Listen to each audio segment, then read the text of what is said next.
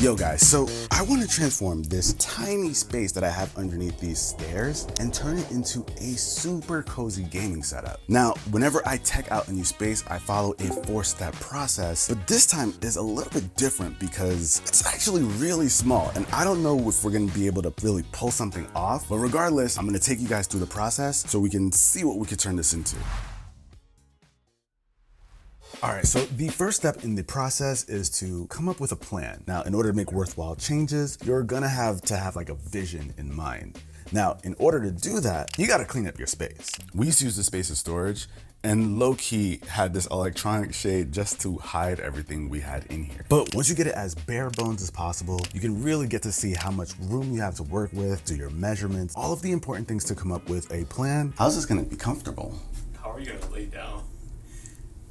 And if you don't have an exact vision in mind, you get some inspiration. Now for this, you can use all the obvious places like Pinterest, YouTube, images online. Now, thankfully, I do a lot of content where I transform rooms, so I have a lot of things to work with, and I know that I want this to be a cozy gaming setup. And we kind of already did something like this with the Zen room. So the Zen room is the super chill bedroom setup. And honestly, those are the vibes we want to bring into this little tiny space. So I'm gonna pull my inspiration from there and find products that match that vibe while also fitting in that space. But here's the thing, I don't want to spend a lot of money. So I want to find budget-friendly options. I'm thinking $500 budget max. Yeah, this light wood with the greenery, I feel like that'll be a good vibe in there. Let me start getting to work on Amazon. Diffused LED light strip. I said this before, but diffused LED lights are the way to go. So I don't want to see the little nodes. 16 feet, $27.99. Cut this. This is exactly what we're looking for.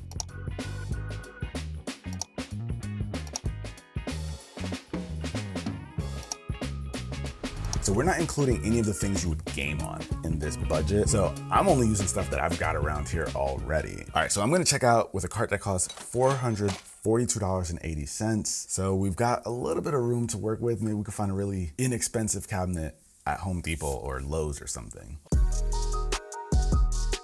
right, so we said we were going to Home Depot, but the kind of cabinet we want is actually at Lowe's, so that's where we are. So we're trying to pull off like a hack here, and we're using like a kitchen cabinet. So this looks like it right here, Oscar. Yeah, but wait a minute, hold on. What? This ain't it, Chief. I don't think you have the facilities for that, big man. We're going somewhere else. Okay, so this puts us over our budget by like a little bit, but it's the last thing we'll buy. How's this gonna fit in my car? All right, mission accomplished. This should be the last thing we needed to buy. I guess tomorrow we'll just set it all up. How are we gonna do this? I brought the wrong car today. I got car seats in here. Almost. All right, I mean, it's in there. But real quick, this part of the video is brought to you by Mayono. So, you still hear me, can't you?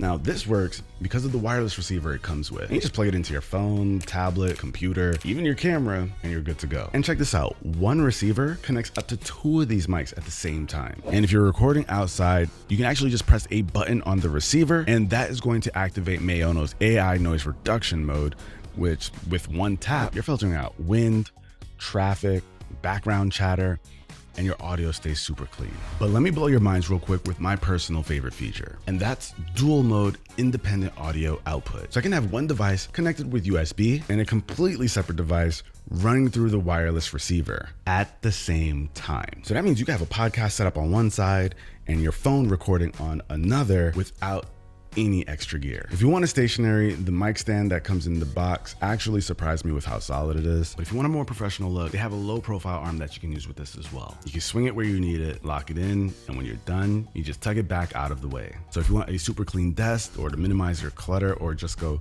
completely wireless, you're gonna wanna check out the links that I'll have down below. This thing is awesome.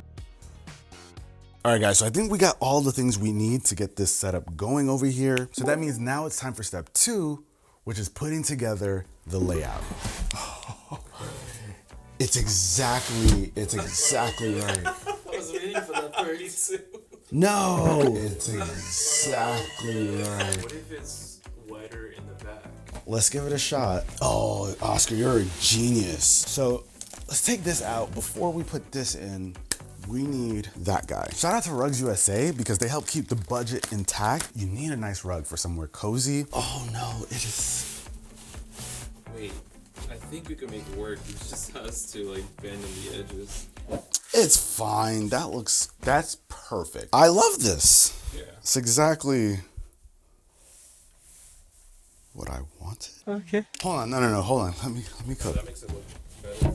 All right, listen, there we go. Come on, stop playing with me, man. Listen, all you have to do is bring the cabinet to the back and everything gets fixed. Now, once we got our materials and supplies in, we had to get to work. There's no power outlets here, so we added a 10-foot anchor power strip, and I was able to plug it into an outlet on the opposite side of the wall. And this thing is great because it has 8 AC outlets and some USB ports, which should handle everything that's going in here. Oscar started cutting some spare panels that we had left over from the Zen room, which was perfect, and we just repurposed it to work in this little area. But we realized we needed to get our light strips up before we put up the panels or any shelves in here, because if we got the order of things messed up here, we would have no access to those corners. So we had to get these lights up ASAP. Of course, that means adding some tech a little bit early. And I will say these lights are actually really impressive considering they're 27 bucks. They feel like good quality, but we'll talk more about that later. But so far, I'm actually really happy with these. Once we got the light up,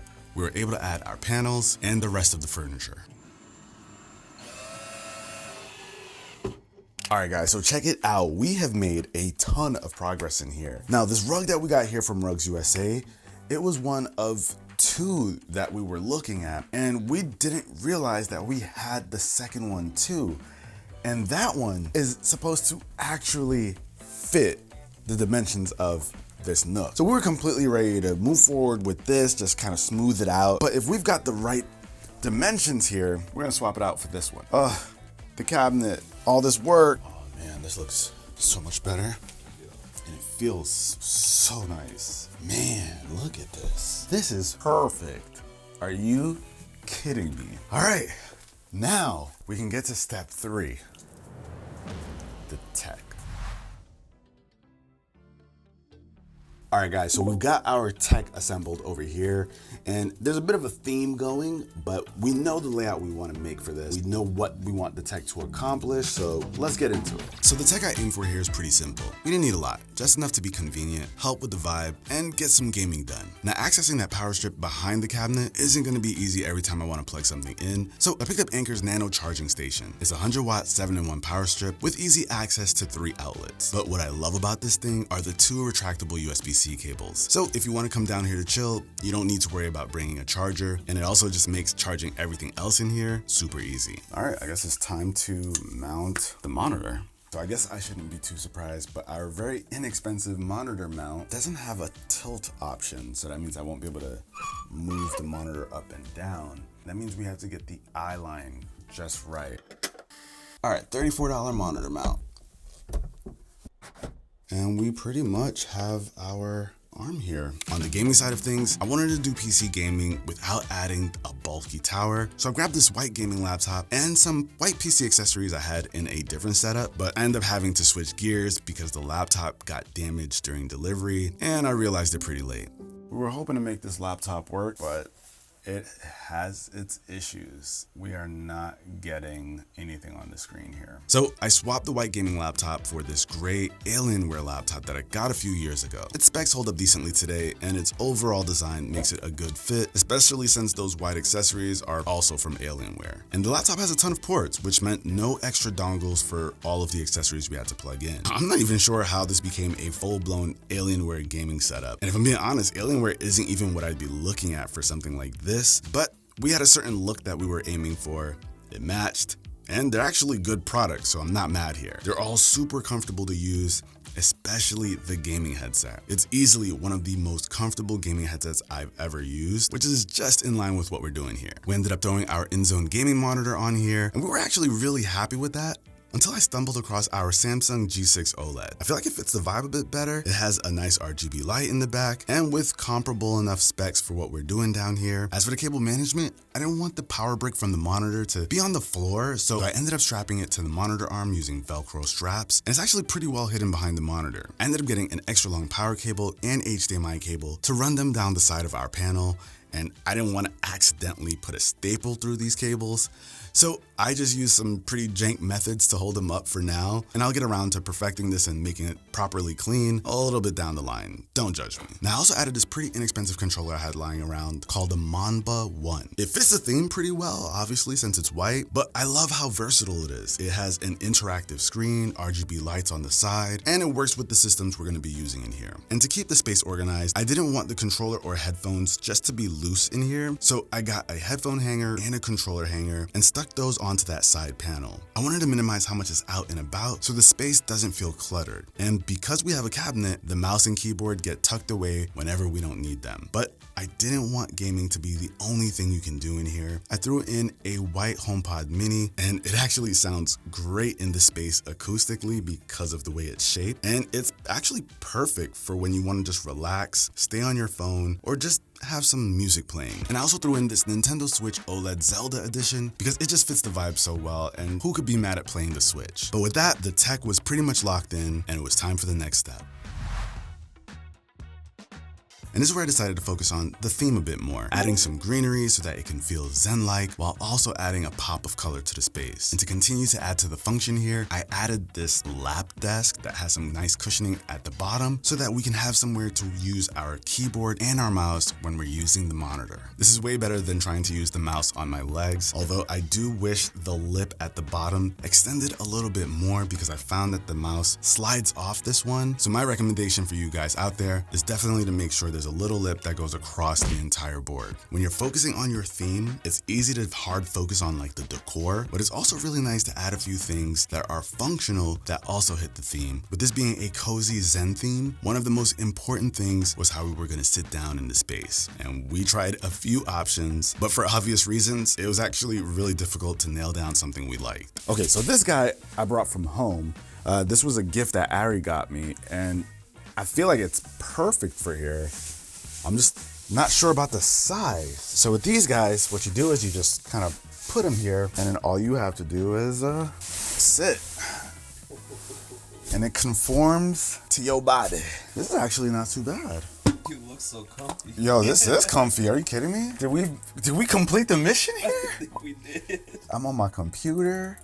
If I want, I could just put this thing to the side. Bruh, I'm chilling right now. This is great. So there's like an extra piece. Yeah. This is it. This is it. We've done it.